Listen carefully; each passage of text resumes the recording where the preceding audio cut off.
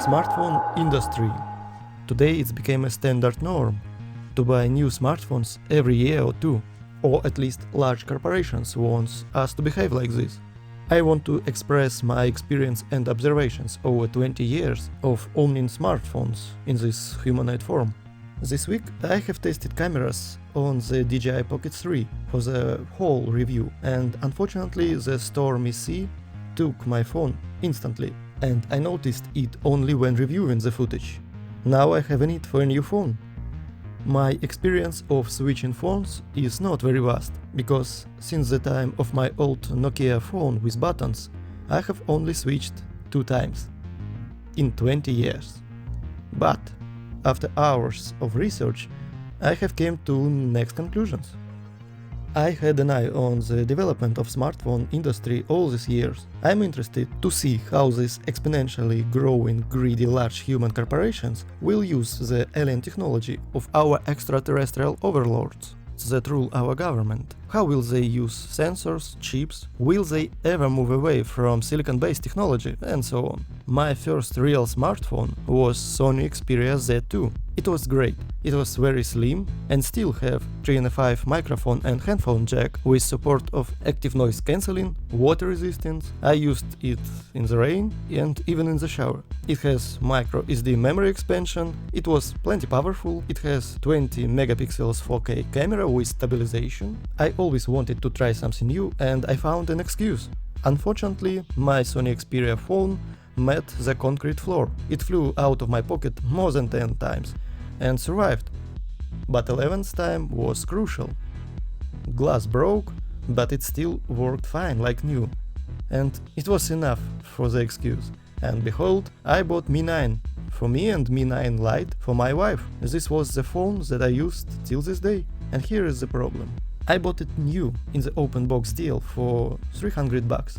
It had vibrant AMOLED screen, fast processor, wireless fast charging, nice triple camera setup with proper ultrawide and telephoto lens. I could film 4K 60 fps with gyro data stabilization natively, and with apps I could film in 4K 60 fps in 10-bit in any camera-like lock.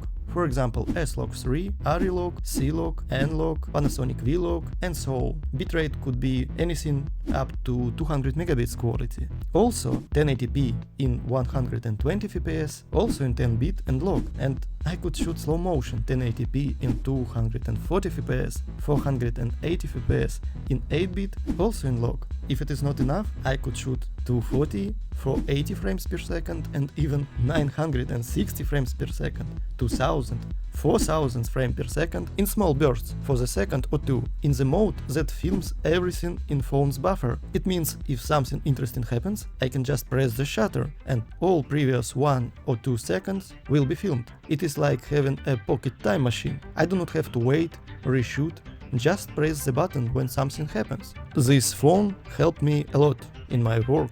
If I account only stock footage from this phone that I sold, has brought me a lot more than it costed.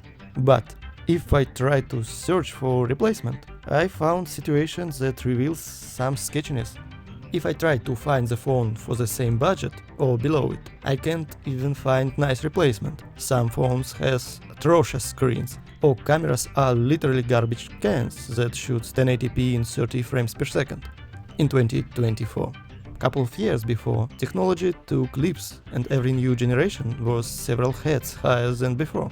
In 50 years, aliens has turned our planet's theme park of lost souls from dirt, sticks and stones into pocketable microcomputers, VR goggles and possibility in the future to move our virtual consciousness in another vessel. But even if I increase my budget, I noticed that for each 2 steps forward, we got 1 or more steps back. Sometimes it is straight away removing features, or removing external storage and charging us premium for small amounts of disk space, and sometimes unnoticed little stuff that makes life harder, like slowing down transfer speeds, cutting down bandwidths for cheap powers, and so on. Some manufacturers, like Samsung, completely restrict third-party apps to get access to camera API, so you straight away can't use your very expensive camera modules in apps, or if you can shoot, for example, more than 30 frames per second, or use stabilization in third-party camera programs or social media programs. Some manufacturers, like Samsung again, pay billions and billions and billions of dollars to fight right to own and right to repair, using corrupting politicians to use patent trolling in their favor and so on, which I'm not totally against, just fun to watch it. All fun aside, but it is really hard to find something really meaningful that will feel like real upgrade and not an expensive replacement, especially when we are on the edge of using real implants and nerve connected modules to connect with extraterrestrial matrix systems, and all modern gadgets will become obsolete e-wastes. If only this trend with modern corporations stops, but I do not see it happening. People love to be abused very hard. So make suggestions in the comment section, or say what model and why are you using right now, or what are you planning to buy. BBK Corporation is making some nice stuff, especially in Vivo department. Nothing phone looks interesting. I'm not an Apple user, have never used their products before. Maybe I should try their echo chamber system, or Samsung implementation of DeX and EasyShare with screen mirroring, or maybe use both. I don't know. For now, until I find something interesting, I will still use my old undying 10 years old friend Sony Xperia Z2, and it's still more than usable for me. Modern programs are lagging a bit. Of course, cameras are not that great, but I can do everything that I need. YouTube, music, calls, social media. Why do we even have such small upgrades today that I can literally use 10 years old phone without a problem? But once again, many years later, I want to find excuse to buy a new toy. What will I buy? I don't know. Find out in the next videos.